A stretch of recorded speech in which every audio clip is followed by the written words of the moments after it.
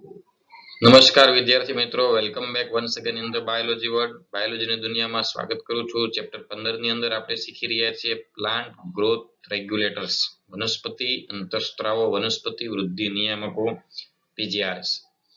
એમાં વૃદ્ધિ પ્રેરક ઓક્સિન, જિબ્રેલિન અને સાયટોકાઇનિન છે. જેમાં ઓક્સિન અને જિબ્રેલિન જોયું. આજે આપણે સાયટોકાઇનિન વિશે જોઈશું અને બાકીના બે વૃદ્ધિ અવરોધક એટલે ઇથિલિન અને એબ્સિસિક એસિડ એના વિશે જોઈએ. તો આગળ તો સાયટોકાઇનિનની વાત કરતા પહેલા મિત્રો, સાયટોકાઇનિનની શોધ કેવી રીતે થઈ એના તરફ આપણે ધ્યાન દોરી.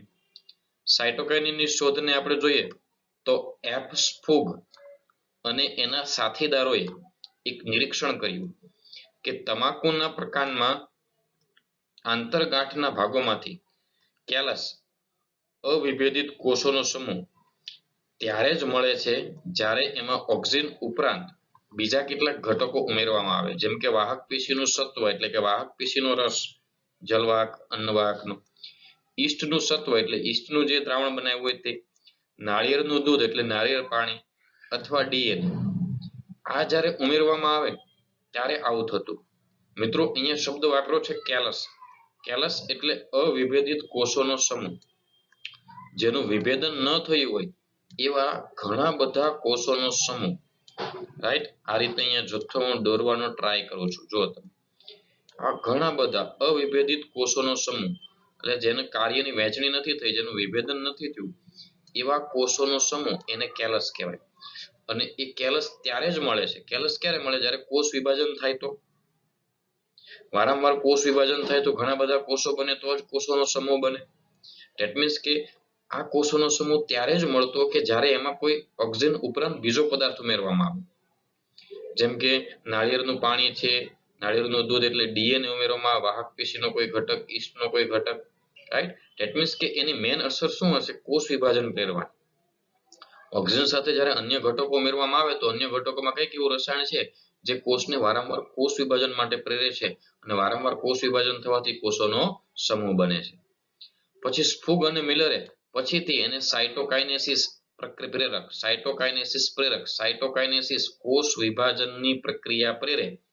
સાયટોકાઇનેસિસ ઇંગ્લિશ નામ છે, ગુજરાતીમાં કોષ વિભાજન એટલે કોષ વિભાજન પ્રેરતા પદાર્થ તરીકે ઓળખી એનું સ્ફટિકીકરણ કર્યું અને એને નામ આપી દીધું કાઇનેટિન. શું નામ આપ્યું?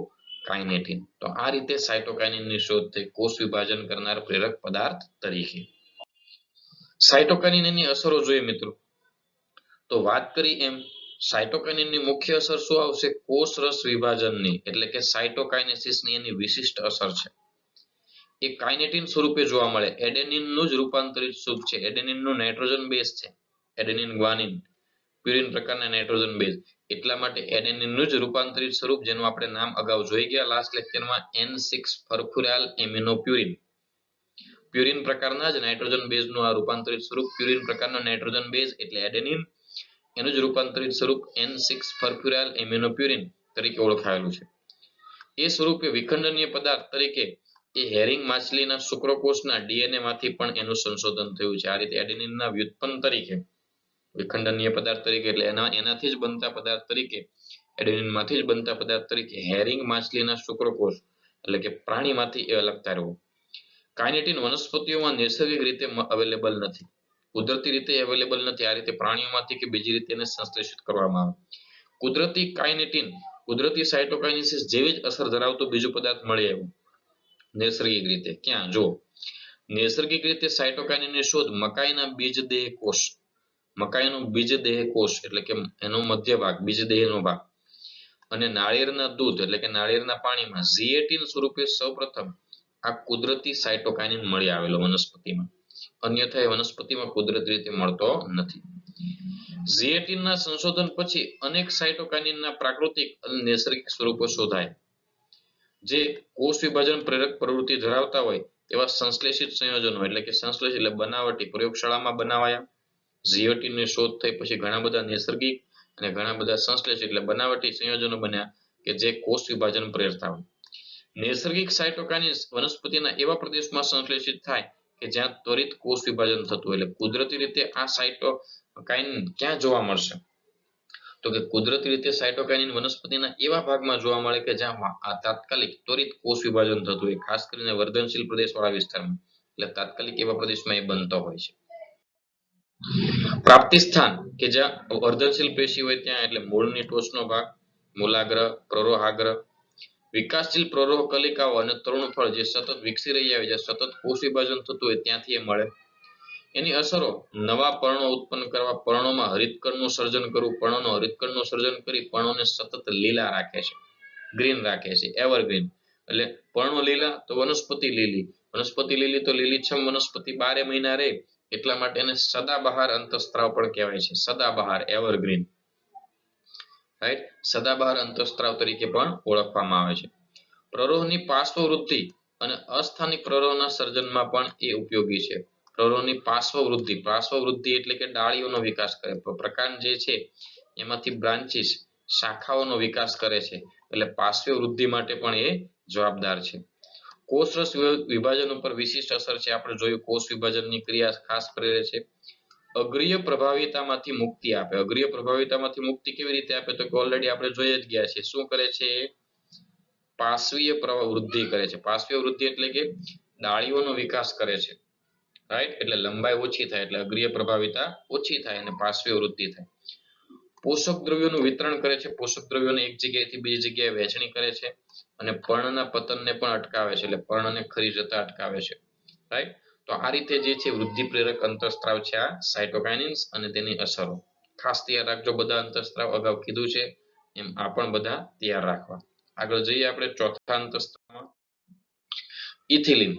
તો ઇથિલિન જે છે એક વૃદ્ધિ અવરોધક અંતઃસ્ત્રાવ છે, બટ આની અસર જે છે એમાં અમુક વૃદ્ધિ પ્રેરક જેવી પણ છે અને અમુક અવરોધક જેવી છે.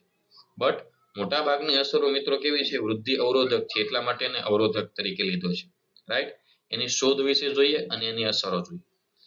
તો કજિન્સ નામના વૈજ્ઞાનિકે, કજિન્સે શોધ્યું કે પાકેલા સંતરામાંથી મુક્ત થયેલો બાષ્પશીલ પદાર્થ નજીકમાં રહેલા અપરિપક્વ કાચા કેળાને ઝડપથી પકવી નાખે છે. ત્યારબાદ એ બાષ્પશીલ પદાર્થ એટલે ઇથિલિન તરીકે જે છે એની શોધ કરવામાં આવી અને એક વાયુમય પીજીઆર છે, એટલે કે બાષ્પશીલ અંતઃસ્ત્રાવ, વાયુમય અંતઃસ્ત્રાવ છે કે સંતરા મૂકેલા હતા, સંતરાની બાજુમાં કાચા કેળા હતા. સંતરામાંથી કંઈક એવો બાષ્પશીલ પદાર્થ ઉત્પન્ન થયો હશે જે અપરિપક્વ કાચા કેળાને ઝડપથી પકવે. જનરલી કેળા જે છે પકવતા વાર લાગે, નેચરલી કેળાને પાકતા વાર લાગે છે. તો બાજુમાં સંતરા મૂક્યા તો એ કેળા પકવવાની પ્રક્રિયા ઝડપી થઈ. તો એક અંદાજ આવ્યો, એક આઈડિયા આવી કે સંતરામાંથી જ કંઈક ઉત્પન્ન થયું હશે. પછી એ વાયુમય પદાર્થ, બાષ્પશીલ પદાર્થની શોધ થઈ, રાઈટ. અને કઝિન્સે આ પ્રયોગ કર્યો અને એને ઇથિલિનનું નામ આપ્યું, જે વાયુમય બાષ્પશીલ અંતઃસ્ત્રાવ છે, બાષ્પ સ્વરૂપે જોવા મળે. ઇથિલિન એક સરળ વાયુરૂપ પીજીઆર એટલે પ્લાન્ટ ગ્રોથ રેગ્યુલેટર એટલે કે વનસ્પતિ અંતઃસ્ત્રાવ છે. એ જીર્ણ પામતી પેશી અને પાકેલા ફળો દ્વારા વધારે પ્રમાણમાં સંશ્લેષણ પામે, એટલે કે અવરોધવાનું કામ જ કરે છે, ફળો પકવી દે ઝડપથી, એટલે પાકેલા ફળોમાં એ જોવા મળે. જીર્ણ પામતી પેશી એટલે ઘસારો પામતા ભાગોમાં એ જોવા મળે, રાઈટ. વનસ્પતિઓની અનુપ્રસ્થ કે સમક્ષિતિજ વૃષ્ટિ અને અક્ષોની જાડાઈમાં વધારો કરે, એટલે પ્રકાંડ જે છે એનું જાડાઈ વધારે. સમક્ષિતિજ વૃદ્ધિ એટલે કે વનસ્પતિની ડાળીઓનો વિકાસ વધારે કરે, લંબાઈ નહીં પણ બ્રાન્ચીસનો વિકાસ કરે, શાખાઓનો વિકાસ કરે, રાઈટ. તો વનસ્પતિની અનુપ્રસ્થ કે સમક્ષિતિજ વૃદ્ધિ પ્રેરે, અક્ષોની જાડાઈમાં શું કરે છે? વધારો કરે છે. દ્વિદળી બીજના બીજાંકુરણમાં અગ્રીય પ્રવર્ધમય સંરચના પર અસર પહોંચાડે છે. દ્વિદળી બીજ જે છે તેનું બીજાંકુરણ પ્રેરે છે અને અગ્રીય પ્રવર્ધમય એટલે કે આગળના ભાગમાં ભ્રૂણાગ્રહનો પ્રકાંડનો વિકાસ થાય એને અસર પહોંચાડે છે. પર્ણો તેમજ પુષ્પોમાં જીર્ણતા અને પતન પ્રેરે. જો પર્ણ પતન પ્રેરે, પર્ણો પડી જાય, પુષ્પો ખરી જાય, ફળ ખરી જાય, ફળ પકવવા, જીર્ણ પેશીમાં હોય એટલે મોસ્ટ ઓફ અવરોધક અસર છે, એટલે એમાં વધારે જોવા મળે. ફળો પકવવા માટે ખાસ અસર કરતા છે. ફળો પકવવા માટે ખાસ કે મહત્વનું છે. ફળ પકવવાની ક્રિયા દરમિયાન એ શ્વસન દર પણ વધારે છે, એટલે ઝડપથી ફળો પાકી જાય છે. શ્વસન દરમાં થતો આ વધારો આકસ્મિક શ્વસન, રેસ્પિરેટરી ક્લાઇમેટિક કહેવાય.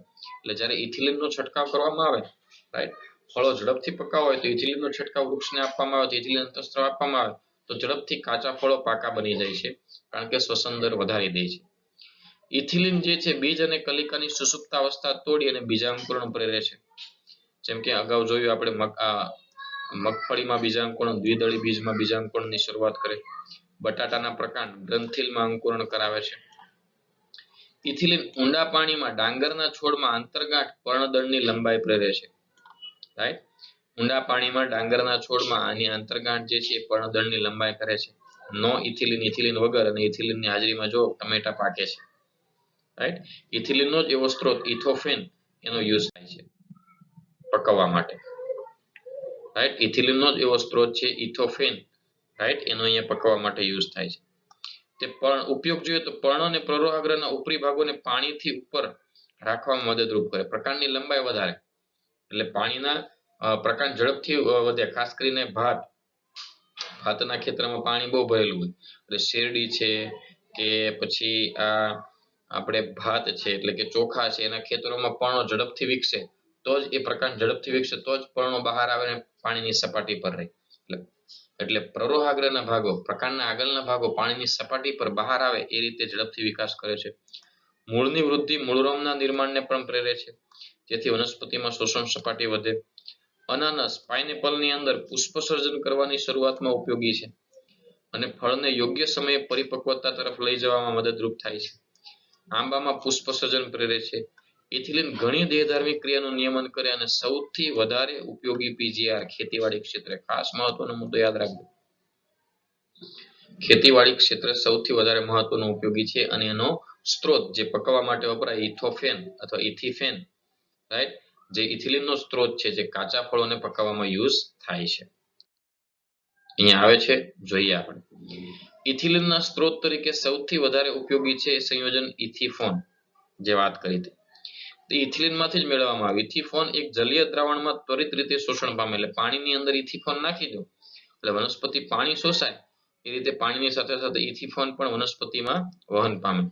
ધીમે ધીમે ઇથિફોનમાંથી ઇથિલિન મુક્ત થાય અને એ ઇથિફોન એ જે છે પાણી સાથે જ આપણે ફળો પર છંટકાવ કરી શકીએ, વનસ્પતિને આપી શકીએ. ટામેટા અને સફરજન જેવા ફળો પરિપક્વતામાં વેગ આપે છે, ઝડપથી પાકી જાય છે. પુષ્પો તેમજ ફળોના પતનની તીવ્રતાને પણ દર્શાવે એટલે ઝડપથી પુષ્પો અને ફળ પાકે છે. કપાસ, ચેરી, અખરોટનું પાતળું થવું, રાઈટ, એટલે કે ઝડપથી અખરોટ પાકી જાય છે. કાકડીમાં માદા પુષ્પોની સંખ્યામાં વધારો કરે અને પાકની ઉત્પાદકતામાં પણ વધારો કરે. ઇથિલિન રાઇપનર અહીંયા આપ્યું છે, જો ફળો પકાવનાર તરીકે ઇથિલિનનો સ્ત્રોત અહીંયા આપ્યો છે, માર્કેટમાં અવેલેબલ છે ઇથોફોન અહીંયા આકૃતિ પણ તમે જોઈ શકો, રાઈટ. તો આ રીતે ખેતીવાડી ક્ષેત્રે ખેડૂત કે ફળ પકાવવા એ જ મેન હોય. પાકનું સારું ઉત્પાદન થાય, સારી રીતે પાકે તો એ ઝડપથી પાકે તો વહેલું વેચાય તો ભાવ સારો આવે. એટલા માટે જે છે માર્કેટમાં પહેલો અવેલેબલ કરવા માટે મેક્સિમમ ખેતીવાડી ક્ષેત્રે પાક ઉત્પાદન વધારવા ફળો પકાવવા માટે ઇથિલિનનો યુઝ થાય છે. ઓકે, તો એ હતો ઇથિલિન. હવે બીજો એક વૃદ્ધિ અવરોધક અંતઃસ્ત્રાવ છે એ છે એબ્સિસિક એસિડ. એની પણ આપણે શોધ જોઈ લઈએ, કેવી રીતે એબ્સિસિક એસિડની શોધ થઈ. તો 1960ના મધ્યમાં 3 અલગ અલગ સંશોધકોએ 3 અવરોધકોનું શુદ્ધિકરણ તેમજ રાસાયણિક લાક્ષણિકરણ નોંધ્યું. તેઓના અવરોધક બી એબ્સિસિક્સ 2 અને ડોર્મિન નામ હતું, રાઈટ. 1960ની મધ્યમાં 3 અલગ અલગ સંશોધકો હતા જેઓએ 3 અવરોધકોનું અલગ અલગ રીતે વૈજ્ઞાનિક અલગ અલગ હતા, ત્રણે અલગ અલગ રીતે કંઈક રસાયણ શોધ્યું જે વૃદ્ધિ અવરોધે છે. જેને અવરોધક બી કોઈકે નામ આપ્યું, કોઈકે એબ્સિસિન 2 નામ આપ્યું, કોઈ ડોર્મિન નામ આપ્યું, રાઈટ. ત્યાર પછી જે છે ત્રણેય પદાર્થોની જ્યારે રાસાયણિક અસર જોઈ તો એક સરખી સાબિત થઈ. શોધ અલગ અલગ, નામ અલગ અલગ, બટ ત્રણની શોધની જે અસર છે એક કોમન હતી, અવરોધક અસર. એટલે ત્રણેયનું નામકરણ એબ્સિસિક એસિડના રૂપમાં આપવામાં આવ્યું. એબ્સિસિક એસિડ જેનું શોર્ટ ફોર્મ અહીંયા સ્ટાર્ટિંગમાં હેડિંગમાં આપ્યું છે ABA, રાઈટ. એવું એના રૂપમાં એને નામ આપવામાં આવ્યું, એબ્સિસિક એસિડ અવરોધક અસર તરીકે, રાઈટ. એટલે અવરોધક બી, એબ્સિસિન 2 કે ડોર્મિન, આ ત્રણે સંયુક્ત રીતે એબ્સિસિક એસિડને તરીકે ઓળખવામાં આવે છે જે અવરોધક અસર કરે છે. જોઈએ એની અસર. 1960ના મધ્યમાં એબ્સિસિક એસિડની શોધ પતન તેમજ સુષુપ્તાવસ્થાના નિયમન કરનારી એની ભૂમિકામાં હોય છે. જો કોઈ પણ ક્રિયા અવરોધ હોય એટલે પતન કરવું, વૃદ્ધિને અટકે એટલે પતન થાય, પર્ણની વૃદ્ધિ અટકે એટલે પર્ણ પતન થાય, પુષ્પની વૃદ્ધિ અટકે એટલે પુષ્પ પતન થાય, ફળની વૃદ્ધિ અટકે એટલે ફળ પતન થાય. એટલે વૃદ્ધિ અવરોધવાનું કામ કરે. સુષુપ્તાવસ્થા પ્રેરે, સુષુપ્તાવસ્થાને કંટ્રોલમાં કરે. સુષુપ્તાવસ્થા એટલે બીજને અંકુરણ જ નહીં થવા દે, બીજ જમીનમાં જ રહે, બીજ અંકુરણને અટકાવે. એટલે બધી જ એવી ક્રિયા પ્રેરે કે જે વૃદ્ધિ અવરોધે. અન્ય પીજીઆર ની જેમ તે વનસ્પતિની વૃદ્ધિ અને વિકાસમાં વ્યાપક પ્રમાણમાં અસર ધરાવે છે. એક સામાન્ય વૃદ્ધિ અવરોધક તરીકે કાર્ય કરે છે. વૃદ્ધિને શું કરે છે? અવરોધે છે. વનસ્પતિની ચયાપચયની ક્રિયાને પણ અવરોધે. ચયાપચયની ક્રિયા સ્લો કરી દે. એબ્સિસિક એસિડ બીજના અંકુરણને પણ શું કરે છે? અવરોધે છે. એટલે બીજાંકુરણને પણ અવરોધે છે, ચયાપચયની ક્રિયાને પણ અવરોધે છે, રાઈટ. વનસ્પતિના વૃદ્ધિને પણ અવરોધે છે. આ રીતે વ્યાપક પ્રમાણમાં અસર કરે છે. અધિસ્તરમાં આવેલા વાયુરંધ્રોને બંધ કરવા માટે પ્રેરિત કરે છે. જો અહીંયા આકૃતિ આપી છે સ્ટોમેટો ઓપનિંગ. વાયુરંધ્રને બંધ કરે. વાયુરંધ્રને બંધ કરે એટલે શું થાય? વાયુરંધ્રને બંધ કરવાથી બાષ્પોત્સર્જન તો ઓછું થયું, બટ સાથે સાથે CO2 લેવાનું પણ બંધ થયું. CO2 લેવાનું બંધ થશે એટલે ઉત્પાદકતા ઓછી થાય, એટલે વૃદ્ધિ શું થાય? અવરોધાય છે, રાઈટ. તો આ પણ એક એની અસર છે, અવરોધક અસર. ત્યાર પછી આગળ જોઈએ તો વનસ્પતિઓને વિવિધ પ્રકારના તણાવો માટેની સહનશીલતામાં વધારો કરવાની એક ક્ષમતા ધરાવે છે. વનસ્પતિ જે છે એ અલગ અલગ પ્રકારના તણાવો, જલતાણ છે, પાણી ઓછું છે, એક સ્ટ્રેસ વાળી કન્ડિશન છે, તણાવ વાળી કન્ડિશન છે. વનસ્પતિને પાણી નથી મળતું, વધારે પડતો તડકો છે, તો એ સમયે શું કરે? વાયુરંધ્ર બંધ કરી દે. વાયુરંધ્ર બંધ કરે એટલે બાષ્પોત્સર્જન ઓછું થઈ જાય. બાષ્પોત્સર્જન ઓછું થાય એટલે પાણી ઓછું ગુમાવવું પડે. ઓછું મળે છે, ઓછું ગુમાવવાનું કામ થાય. તડકો વધારે પડે, બાષ્પોત્સર્જન વધારે થાય તો વાયુરંધ્ર બંધ કરે. તો આવી તાણવાળી સ્થિતિમાં એક જે છે સહનશીલતામાં વધારો કરે વનસ્પતિને. આ કારણે એને તણાવ અંતઃસ્ત્રાવ અથવા સ્ટ્રેસ હોર્મોન તરીકે પણ ઓળખવામાં આવે છે. કોને સ્ટ્રેસ હોર્મોન અથવા તણાવ અંતઃસ્ત્રાવ કહેવાય? યાદ રાખજો, કોને? એબ્સિસિક એસિડ. એબ્સિસિક એસિડ બીજના વિકાસ, પરિપક્વતા અને સુષુપ્તામાં મહત્વનો ભાગ ભજવે. એટલે કે જિબ્રેલિન થી વિરુદ્ધ અસર છે. જિબ્રેલિન બીજાંકુરણ પ્રેરે, સુષુપ્તાવસ્થા દૂર કરે, એટલે બીજનું અંકુરણ કરવું, આ બધું કામ જિબ્રેલિનનું. જ્યારે આનું કામ બધું કામ અટકાવવાનું, બીજની સુષુપ્તાવસ્થા પ્રેરવી, બીજાંકુરણ અટકાવવું, એટલે જિબ્રેલિન અને એબ્સિસિક એસિડ એકબીજાના વિરુદ્ધમાં કાર્ય કરે છે. બીજની સુષુપ્તાવસ્થા પ્રેરે છે, બીજને શુષ્ક રાખે, વૃદ્ધિ માટે પ્રતિકૂળ બનાવે છે, રાઈટ. આ બધા કામ એબ્સિસિક એસિડના છે. આમ ઘણી બધી પરિસ્થિતિમાં એબ્સિસિક એસિડ એ જિબ્રેલિક એસિડ માટે પ્રતિરોધક એટલે વિરુદ્ધ ભૂમિકા ભજવે છે. એટલે એબ્સિસિક એસિડની અસર જે છે એ જિબ્રેલિક એસિડથી કેવી થઈ છે? વિરુદ્ધ અસર, રાઈટ. તો આ એબ્સિસિક એસિડ હતો વૃદ્ધિ અવરોધક અંતઃસ્ત્રાવ. તો મિત્રો વનસ્પતિ અંતઃસ્ત્રાવની સામાન્ય અસરો જે છે એને પણ આપણે અહીંયા સાથે સાથે લઈ લઈએ કે આ પાંચે પાંચ અંતઃસ્ત્રાવો જે છે એની સામાન્ય અસર શું છે? તો કે વનસ્પતિ વૃદ્ધિ, વિભેદન અને વિકાસ માટે એક કે અન્ય પ્રકારના પીજીઆર કોઈક ને કોઈક ભૂમિકા ભજવે છે. ભૂમિકાઓ પૂરક કે પછી પ્રતિરોધક પણ હોઈ શકે, એટલે કે એને ઉપયોગી પણ હોય અને અવરોધક પણ છે. ભૂમિકાઓ વ્યક્તિગત અને સંયુક્ત રીતે સહાયક હોઈ શકે છે. વ્યક્તિગત અથવા તો બધા ભેગા મળીને પણ એની એક સહાયક અસર જોવા મળે છે. વનસ્પતિઓના જીવનમાં ઘણી બધી ઘટનાઓ થાય છે જ્યાં એક કરતા વધારે પીજીઆરએસ થી આંતરક્રિયાઓની ઘટનાઓ જે છે અસર કરે છે. દાખલા તરીકે બીજ અથવા તો કલિકાની સુષુપ્તાવસ્થામાં એબ્સિસિક એસિડ પણ અસર કરે, જિબ્રેલિન પણ અસર કરે, ઓક્સિન પણ અસર કરે. પતનની ક્રિયામાં, વૃદ્ધત્વમાં, જીર્ણતામાં, અગ્રીય પ્રભાવિતામાં તો એકથી વધારે અંતઃસ્ત્રાવ એક સાથે પણ ઘણી બધી અસર બતાવતા હોય છે. સાથે સાથે દોસ્તો જે છે પીજીઆરની ભૂમિકામાં એક પ્રકારની આંતરિક નિયંત્રણ પણ હોય છે, રાઈટ. જનનિક નિયંત્રણ તેમજ બાહ્ય પરિબળોની સાથે સાથે વનસ્પતિ વૃદ્ધિ અને વિકાસમાં મહત્વની ભૂમિકા ભજવે છે. જનનિક કારણો પ્લસ બાહ્ય પરિબળો અને આ ઉપરાંત વનસ્પતિ અંતઃસ્ત્રાવો જે છે એમાં ભાગ ભજવે છે. ઘણા બાહ્ય પરિબળો જેવા કે તાપમાન, પ્રકાશ, વનસ્પતિની વૃદ્ધિ તેમજ વિકાસનું પીજીઆરના માધ્યમ દ્વારા નિયંત્રણ થાય છે. હવે આપણે આગળ વાસંતીકરણ, પુષ્પસર્જન,